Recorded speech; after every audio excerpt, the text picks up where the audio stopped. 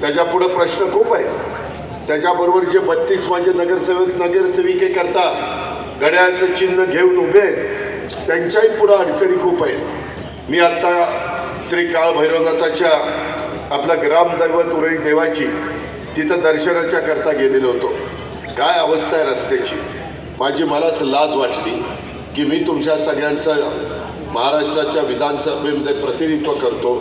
आज मी तुमच्या जिल्ह्याचा पालकमंत्री, इथली दुरावस्था बघितल्यानंतर मलाच लाज वाटायला लागली। कसं तुम्ही इथं राहता, कसं तुम्ही याला तोंड देता।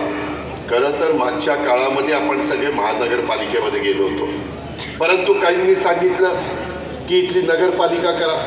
मित्रांनो, मी नेहमी आदरणीय पवार साहेबांनी पण आम्हाला राजकारण शिकवत असताना सांगितलं, उद्याची 25-50 वर्ष डोळ्यासमोर ठेवून निर्णय घ्यायचे।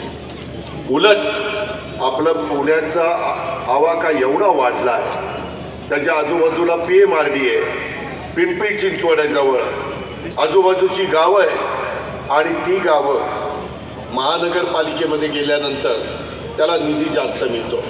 तुम्हाला मागच्या काळामध्ये आठवत असेल, Jawaharlal Nehru national urban renewal मिशनमधनं चेतन पाटलाला आठवत असेल, त्यावेळेस आम्ही केंद्राचा आणि राज्याचा निधी आणला।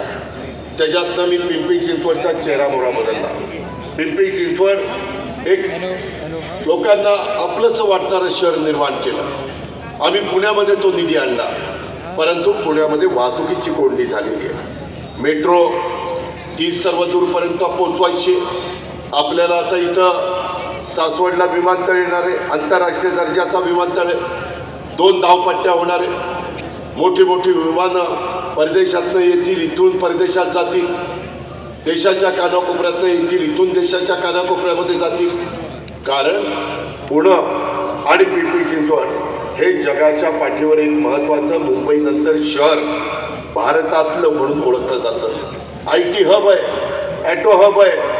इथं कामधंद्याच्या नोकरीच्या निमित्तानं अनेक व्यवसायधारक आलेले माझ्या फुरसुंगी आणि उरळी देवाचीच्या परिसरामध्ये, माझ्या आजूबाजूच्या भागामध्ये खूप जण आलेले आहेत। आपण सगळेजण जातीय सलोखा ठेवून वागतो, आपण कधी भेदभाव करत नाही।